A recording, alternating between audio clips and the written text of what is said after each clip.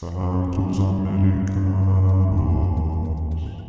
Olá, sejam bem-vindos ao Santos Americanos. Eu sou César do perfil Decas Web e hoje vamos falar a respeito das expectativas do América no Campeonato Mineiro. Será que com o grupo que temos podemos pensar em título? As mudanças que ocorreram no elenco americano e as que estão ocorrendo nos nossos adversários deixam o América na posição de favorito para a conquista do Mineiro ou de ser apenas um dos favoritos? Para conversar comigo sobre isso, o meu entrevistador favorito, Tadele Coelho, Marcão do Castelo. Tudo bem, Marcão? Fala, César Decas Web. Eu tenho que começar nessa alegria. Estou feliz porque eu acredito que nós somos um dos favoritos. Mas independente se não fosse o favorito, o mais importante é de querer o título, né? Até em temporadas onde o América tinha um elenco muito inferior a esse, eu sempre quis o título do Campeonato Mineiro, né? Até porque a chance do título no torneio regional sempre é maior do que numa série A, numa Sul-Americana que a gente vai disputar esse ano, Libertadores. Então, eu vejo o América como favorito, mas independente disso, chegou a hora do título do Mineiro, né? Já faz um tempinho e que seja uma rotina na nossa história agora, na história recente, ganhar títulos com frequência do Campeonato Mineiro. Vai virar obrigação. Antes de começar com o tema dessa semana, Marcão, vamos pedir para os nossos ouvintes não deixarem de se inscrever no nosso canal do YouTube, mesmo que estejam nos ouvindo por uma das plataformas de podcast em que o programa está disponível. Deixe também o seu like, curtida, comentário ou sugestão de tema no nosso canal do YouTube e nos acompanhe nas redes sociais do @Santos Americano no Instagram e Facebook,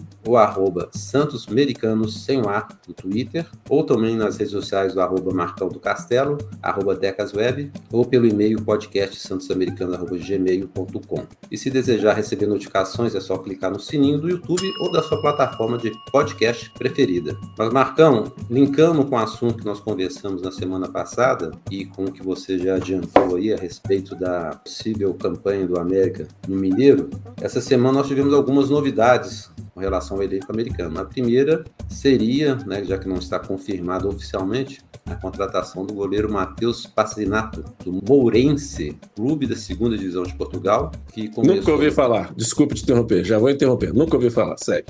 Pois é, jogou no Desportivo Brasil, Rio Preto, Olímpia e Rio Branco, todos os times de São Paulo, antes de chegar ao 15 de Piracicaba. Depois defendeu o Vila Nova na Série B de 2018, atuou por pouco tempo pelo São Bento e desde a temporada seguinte, né, isso foi em 2019, ele foi para o Moreirense e é reserva no Moreirense. Será que esse era o goleiro que nós pedimos na semana passada, Marcão? Eu já falei algumas vezes que eu tenho mudado minha conduta de não pré-julgar jogador, pessoas e jogadores. O exemplo clássico é o Pedrinho. Mas se ele disputou aí, ele jogava no São Bento antes de se transferir para Portugal, será que ele estava naquele jogo fatídico, aquele jogo traumático do contra o São Bento? Vai que pode ser. Mas eu nunca ouvi falar. Então, foi tão uma discussão que nós tivemos no bom sentido aí. Foi o Sérgio, né, que comentou. Foi o Sérgio, né, César? Comentou sobre a necessidade de um goleiro. Não. Bruno. Foi o Bruno, exatamente. Foi o Bruno. E eu vejo o goleiro, a posição de goleiro primordial ter dois goleiros competindo ali no mesmo nível, vamos dizer assim. É difícil. Mas você pode pegar aí o Matheus Cavicchioli, que é um goleiro já experiente em termos de carreira e de idade, e pegar um jogador que tem uma bagagem em grandes times do Brasil, disputando o Campeonato Brasileiro da Série A. Esses nomes que a gente nunca ouviu falar, me lembra também o Ayrton quando veio. É uma posição muito importante, óbvio, chovendo molhado, para vir. E aí eu prefiro deixar o Jori, do que trazer um jogador desse. Mas é aquele negócio. Se realmente ele vier, é colocar ele para jogar algumas partidas pra gente se sentir confiante no gol, né? Vamos ver. Mas não é o nome que enche meus olhos de esperança, vamos dizer assim.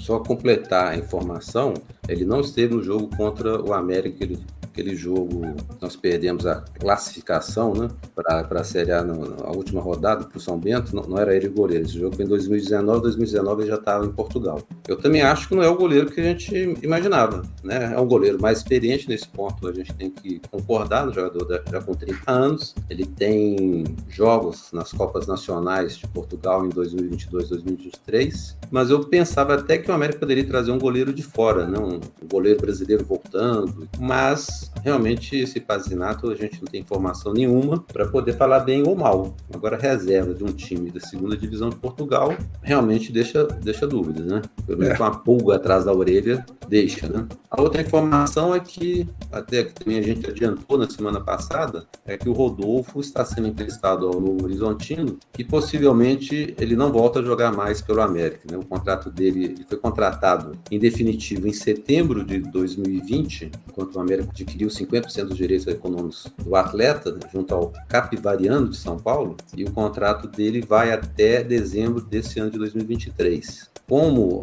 o que se comenta é que ele vai ser emprestado até dezembro desse ano, deve acontecer com o Rodolfo o mesmo que aconteceu com o Juninho Valora. Vai ser emprestado até o final do ano, o contrato dele se encerra, se não aparecer ninguém que queira contratar o Rodolfo, pague pelo passe do Rodolfo. Você acha que alguém vai aparecer, Marcão? Pouco provável. Eu como roqueiro que sou, vou cantar aquela música clássica do rock and roll nacional. Vai com Deus! Vai com Deus! Não dá. Assim, é o que eu disse no último programa, na época que foi contratado foi importante naquele momento, no campeonato regional, na Série B, não tem mais clima, não tem mais futebol e... Vou repetir também o que eu já falei. Se é para mudar de patamar, já era pro Rodolfo no América. Não vejo perspectiva. E se vai ter outro clube interessado, vai depender do Campeonato Paulista, né? Aquela questão do vamos terminar o Campeonato Paulista para o América contratar algum jogador. É a mesma situação do Rodolfo. Se ele for bem, vai que um time aí que subiu para a Série A esse ano, ou um time da Série B, você vê aí o Chapecoense contratou o Ayrton, o Ribamar, o Bruno Nazário, vai que, mas infelizmente no América não vejo mais clima nem futebol para ser produtivo, não. Como ele tá contratado para disputar a Série B pelo Novo Horizontino, igual você falou, só se aparecer uma oportunidade muito boa de jogar muita bola no Campeonato Paulista, porque o contrato dele, como termina em dezembro e em junho, né, ele já pode assinar um pré-contrato, né? Então, nenhum time se interessaria em pagar um valor, a não ser que ele realmente faça um campeonato espetacular, Campeonato Paulista, nenhum time vai pagar para o América para ter a preferência do Rodolfo. Muito, muito improvável.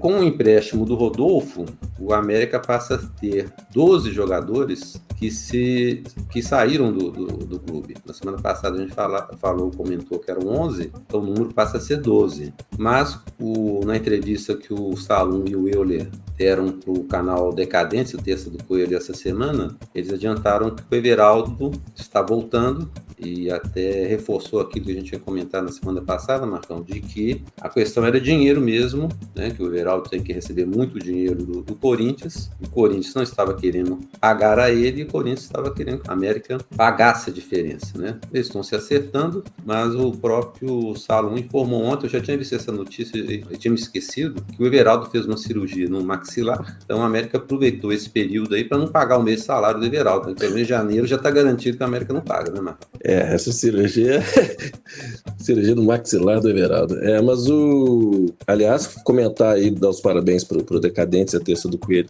pela entrevista com o Salom e o Euler. Everaldo é importante pro sistema tático do Mancini, é a válvula de escape ali de velocidade que o clube teve com a saída do Pedrinho, e nem vou citar Paulinho Boia, porque ele jogou tão pouco tempo, né? Mas é o Everaldo, e que pese ele ter uma deficiência em questão de finalização, mas jogar a bola nele para correr, e ele também tem ele é chato também, igual o Hélio Paulista também, reclama do adversário, né? Faz a cena dele. O América precisa dessa artimanha, vamos dizer assim, essa catimba, né? Essa catimba para mais um torneio internacional. Então, se parece que tudo indica que realmente ele vai continuar no América, vejo com bons olhos por conta do déficit no mercado brasileiro de jogadores com o perfil dele. Acho uma boa, vai ser importante para o Mancini, e já conhece o grupo, né?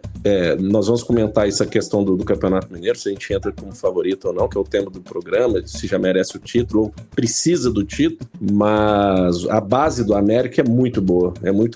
E você vê que os nossos concorrentes diretos perdeu a base, ao meu ver. Vamos comentar já? Pode falar, César? Vamos entrar no detalhe? Do favoritismo do Campeonato Mineiro ou não? Sim. Depois nós temos outros temas, né? E a gente comenta também, mas vamos ao assunto principal. Você acha que o América é favorito? Ou porque ele é favorito? Ou porque não é favorito? Ele é favorito, e eu digo por quê. Primeiro, porque manteve a base do ano passado. Fato esse que não aconteceu com o time do Barro Preto, que houve um desmanche, então ele está montando um novo time, vamos dizer assim. Os times do interior, o Atlético, que até ganhou aí o torneio Supercopa Mineira, sei lá o que é, e é SAF, né? Então parece que investiu também, mas eu não vejo o Atlético como um favorito ou um time a ser batido. E o time aí de Vespasiano, alguns jogadores importantes saíram e vieram outros. Então, e perdeu jogadores nas 3 posições, pelo que me consta, porque eu também não faço muita questão de acompanhar. Por mais que contra adversários na guerra, a gente tem que saber como é que os rivais vão entrar na guerra. Eu não faço muita questão de me preocupar com o time deles, não. Mas eu vejo o América o lado do favoritismo por conta de ter mantido a base. Os reforços que vieram aí, os gringos, né, estão mais adaptados à cidade de Belo Horizonte, ao grupo, ao elenco, ao clube mesmo. Então eu vejo com muita perspectiva positiva de ser favorito desse jeito, sabe? Por conta disso. Agora, se você falar por que não é favorito, aí a gente vai ter que falar do FMF, né? O VAR entra só nas finais. Não. Esse ano vai ter VAR em todos os jogos. Isso não quer dizer que as pessoas que vão estar por trás do VAR não vão querer beneficiar ou interpretar os lances favoráveis aos adversários. Para mim, com certeza, é uma melhoria, mas depende muito de quem vai estar analisando, interpretando e orientando por trás do VAR. Porque como são os mesmos juízes que apitam, né, e a nossa arbitragem, infelizmente, é muito ruim, isso também acontecer no VAR não é difícil de imaginar. Então, aí só resgatando a questão dos rivais, quando eu disse do time de Vespasiano, eles mudaram de técnico também. Isso muda o sistema de jogo, por mais que também que eles tenham buscado jogadores que o técnico deles já tenha trabalhado, é diferente. Então, o Mancini até nas entrevistas tem dito que a preparação, o planejamento foi muito bem feito esse ano, que a pré-temporada foi diferente. Eu vejo com muito otimismo, e aí sendo até mais audacioso, o América entra para ganhar o título. E quando você fala comigo no início da conversa do entrevistador predileto da TV Coelho, que eu tenho participado, e eu fiz a pergunta do Santos Americano sobre mentalidade vencedora do Mancini, eu gostei da resposta dele, né? Porque foi uma pergunta que eu nunca vi ele responder sobre como a mentalidade vencedora, não só do elenco, né? Dos funcionários, do dia a dia, de que forma isso é feito, esquema tático, a competência, fundamento de futebol, você tem como mensurar condicionamento físico, você tem como mensurar de um ano para outro, de uma partida para outra, desempenho, performance. Ele mesmo numa resposta que ele deu para um jornalista, falou de resultado, né? Às vezes o time não jogou bem, mas os resultados são melhores do que o ano passado. Isso já é um medidor de comparação, mensurar a evolução ou não. Agora, e mentalidade desses caras? Eu vejo uma evolução, e tem gente que não gosta, mas eu vejo essa mudança de mentalidade desde a época do Lisca, que é um cara que sempre falava de provocava o adversário, estimulava os jogadores. O jogador não tinha que ficar satisfeito com o empate quando levava no final do jogo. Tinha jogador do América anos atrás que ficava assim, pelo menos a gente conseguiu um empate. Não, tem que ser revoltado. Então o Mancini, quando ele respondeu essa minha pergunta, eu falei, opa, as coisas realmente estão mudando. E aí já me adiantando também, César, na entrevista do Salo ontem, eu achei legal da parte dele falar assim, a gente está aprendendo ao longo desses últimos anos, aprendendo com os técnicos que passaram aqui. O Mancini é importante, o Lisca foi importante, citou até o Marquinhos Santos, que foi importante para aprender alguma coisa. Isso é muita bondade dele. Ontem o Salão estava muito gentil. Foi gentil, simpático, né? Então, assim, ele resgatou o Marquinhos Santos. Mas, assim, isso é legal, porque a bagagem que o Mancini tem, né, de ter sido diretor de futebol no São Paulo, Paulo, de ter trabalhado em grupos grandes, de colocar isso na cabeça dos caras. E eu percebi também que em praticamente todos os coletivos que foram dados para produtores de conteúdo, a questão do título foi colocada em xeque, sabe? E eu gostei das respostas dos jogadores, de que o América entra para ganhar o título. E se porventura um não disse que era para ganhar o título, nós apertamos caras. Eu até acho, Marcão, o seguinte, até pouco tempo atrás, o torcedor, o jogador, o treinador, tinham vergonha de falar que o América ia disputar o título. Era uma falta de confiança tão grande que isso fosse possível, dentro daquilo que você sempre comenta de mentalidade pequena, o pensamento era ficar entre os semifinalistas. Parecia que era um pecado, que era muita arrogância falar em título. E essa mudança do América ao longo do tempo, que passa por mudança de mentalidade de treinador, da própria diretoria, vem também junto com esses vários jogadores mais experientes, mais rodados e que têm títulos na bagagem, né? O América hoje tem jogadores igual o Unido Paraíba, foi campeão cearense, Copa do Nordeste, tá? O Wanderson, que chegou agora, foi campeão também pelo Goiás. O Danilo Avelar, o Benítez. Cavicoli foi campeão gaúcho. Cavicoli, com o time lá do interior. Aloísio. Então você hoje pega o time do América, é um time cascudo, mas não é um time cascudo só de ter jogado muito tempo de bola. São jogadores vitoriosos, foram campeões nos seus antigos clubes. Então, para eles, é mais comum disputar título do que não. Eles devem se sentir mais incomodados disputando um campeonato por disputar do que admitir que pensam em ser campeões. E o América tem batido na trave desde 2019, 20, né, com o Lisca, que não foi campeão da Série B, que foi roubado no último jogo, né, no jogo da Chapecoense. A Chapecoense foi beneficiada e o América deixou de ser campeão. O América vem batendo na trave, ou no Campeonato Mineiro, ou na Copa do Brasil, fazendo boas campanhas, e está faltando coroar com o título, né? Esse grupo que está aí, e a própria diretoria, que é praticamente a mesma, né, nesses anos todos, que tem se esforçado, tem contratado, tem atendido várias das reivindicações da torcida e tudo mais. Esse grupo todo, né, o clube, né, resumindo o clube, porque inclui também a torcida, todos nós estamos merecendo o título. Então, primeiro, tem que acreditar, é a mentalidade que o Mancini comentou, né? E segundo, é não ter vergonha. Por que o americano precisa ter vergonha de falar que é favorito? Ou que é, pelo menos, um dos favoritos, né? Nós já tivemos situações que realmente o América não tinha, olhando grupo por grupo, o América realmente não tinha time para ser campeão. Mas em 2016, nós tínhamos o Suelton na defesa e nós fomos campeões, né? Você falou que é fundamental. Questão de quando a gente diz que é favorito, não é arrogância e prepotência, não. Seria arrogância e prepotência se eu chegasse com Suelton, com esses jogadores aí, Márcio Caruaru, você lembra do Márcio Caruaru, que era o Gullit do Sertão?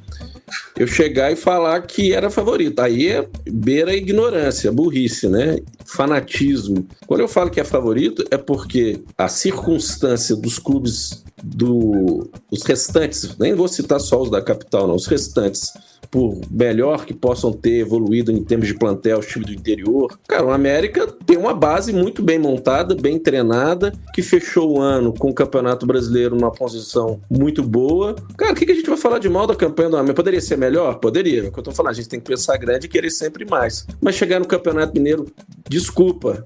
O nosso objetivo é chegar às semifinais do Mineiro? Não. Meu objetivo é ser campeão. E sou favorito. Ponto. Qual que é o problema de eu falar isso? É a realidade. É o que você falou.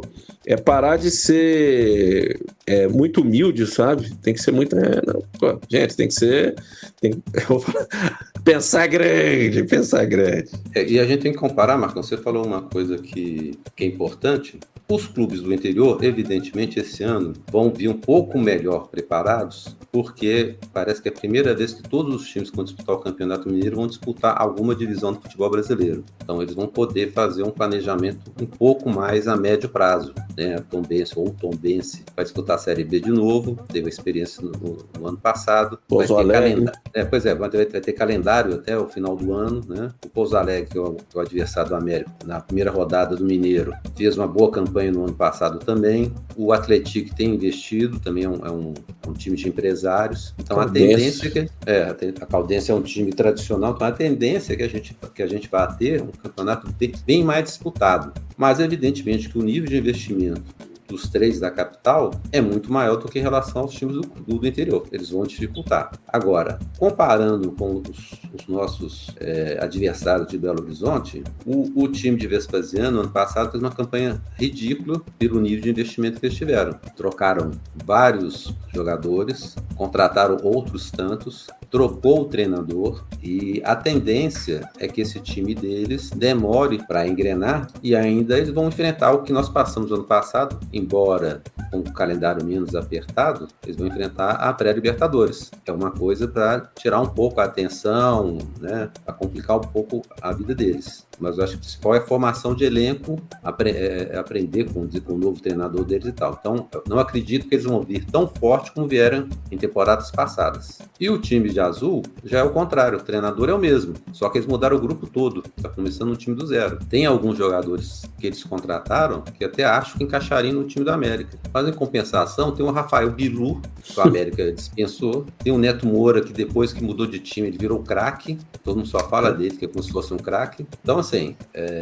o América entra com um determinado nível de favoritismo, não diria favorito total, mas esse ano, depois de muitos anos, é o primeiro que o América faz uma temporada muito bem planejada, com um treinador muito bom desde o início da temporada, com a manutenção do time, praticamente do mesmo time, né, que vinha jogando, né, esses 12 jogadores que nós falamos foram dispensados e emprestados, eram jogadores que não tinham espaço, né, não vinham jogando no time principal, então eles não fazem muita diferença. Então é um time forte, é um time mais entrosado, como você disse, Mastriani e o Martinez, eu demorei para... A memória falhou na hora, eu estava procurando o nome Martinez, velho.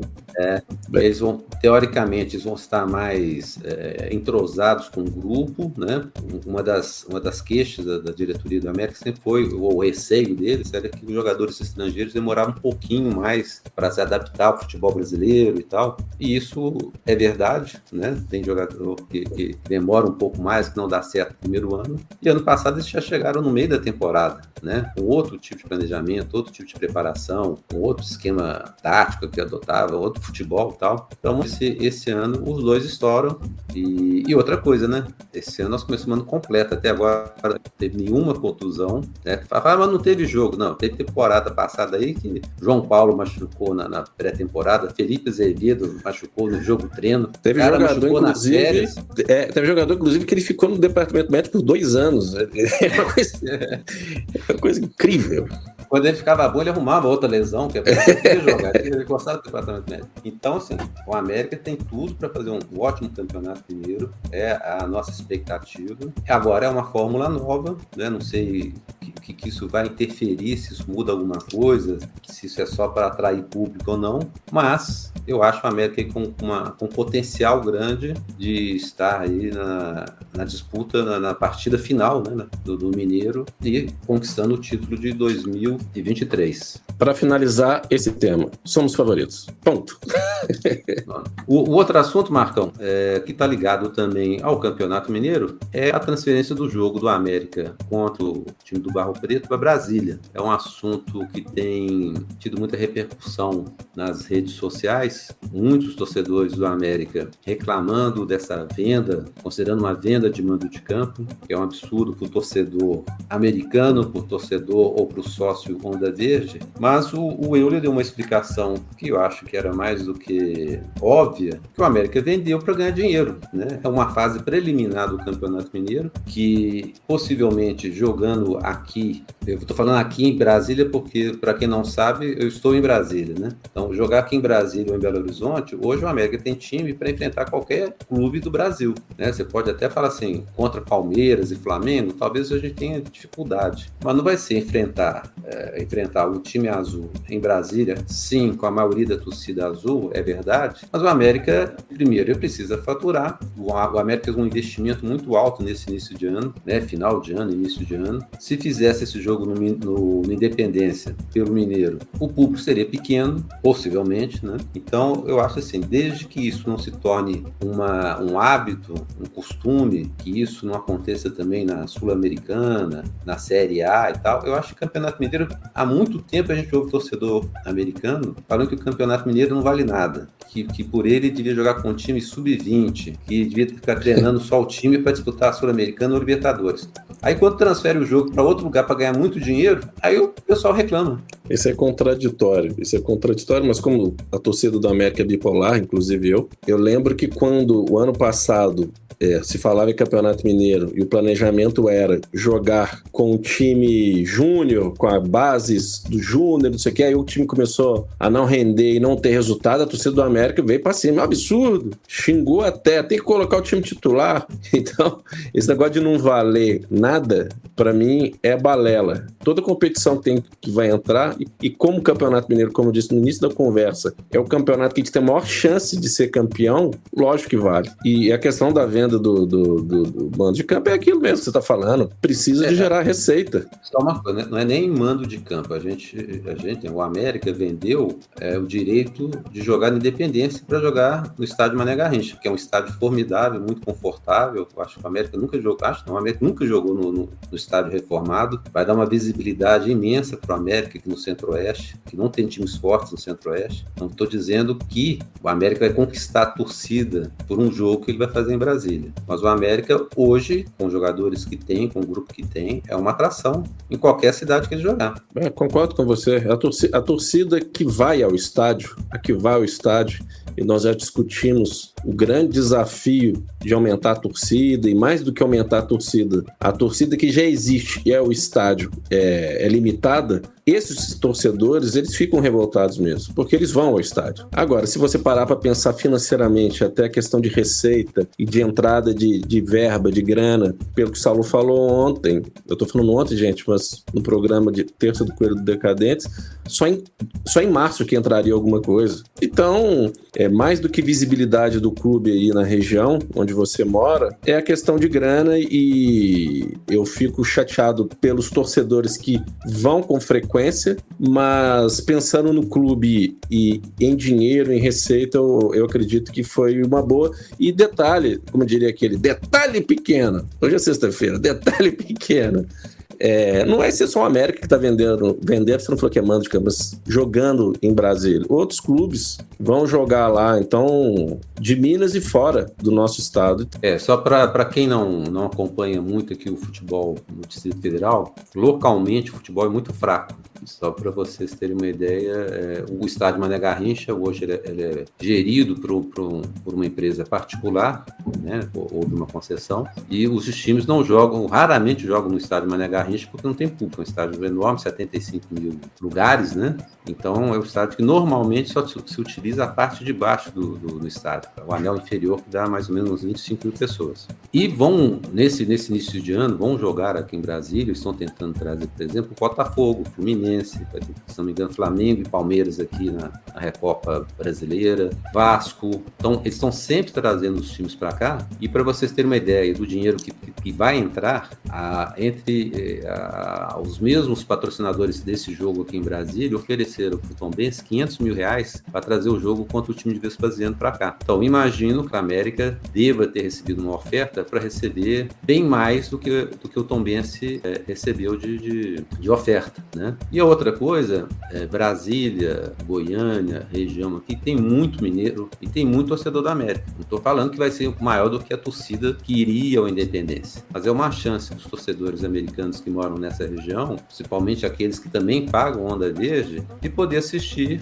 o América em Brasília, né? Eu acho que vai ser um marco para o América jogar aqui. É muito importante a marca do América também se estabelecer no Brasil como um todo, né? Ser visto, né? Talvez muita gente não saiba ainda, por incrível que pareça, que nós temos aí o Wellington Paulista jogando para o América, o Benítez, né? Todos os jogadores que nós citamos aí que são bastante conhecidos nacionalmente. Então, com certeza, o América vai ser uma atração em Brasília. E outra, na entrevista que eu e o Salum deram para o Terça do Coelho, eles informaram que o América vai bancar o ônibus para quem quiser vir de Belo Horizonte para Brasília para assistir o jogo, e vai ter direito ao ingresso como se fosse no Independência. Então, quem quiser se aventurar aí, pegar uma caravana, ir para Brasília e tal, vai ser uma experiência muito legal, é um estádio muito bonito, né? E vamos formar aqui, nós temos vários americanos que a gente conhece aqui em Brasília, tá todo mundo muito entusiasmado em assistir o jogo em Brasília, e a gente vai fazer a nossa torcida, a nossa pressão coração aqui também, Marcão. Então faça a sua parte, César. Vá ao jogo em Brasília, leve sua família, porque o América é o time da família. Exatamente.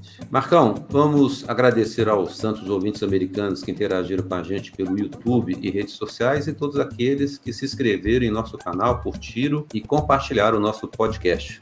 Se você quiser ter o seu nome citado no próximo programa, basta comentar ou sugerir algum tema no nosso canal ou nas redes sociais do @SantosAmericanos no Instagram e Facebook, ou @SantosAmericanos sem o A no Twitter, ou também nas redes sociais do @Marcão no Castelo, @TecasWeb, ou pelo e-mail podcastsantosamericanos@gmail.com. Não deixe de apresentar também o nosso programa para um outro torcedor americano que ainda não nos conhece e aproveite para deixar o seu like ou curtida e solicitação de notificação. Agora, se você quiser e puder ajudar com a manutenção deste canal, o nosso Pix da Caixa Econômica Federal é o podcastsantosamericanos@gmail.com. A todos que nos acompanharam e escutaram até aqui, o nosso abraço e muito obrigado. Marcão, até a próxima semana. Até a próxima semana. Queria agradecer aí os feedbacks que eu recebi da participação dos Santos Americanos nas coletivas do América. Muito obrigado. Eu e César agradecemos. Mandar um abraço aí para José Alves Aguiar, que eu acredito que seja o torcedor que mais prestigia as mídias sociais do América. Ele deu uma entrevista aí contando a história dele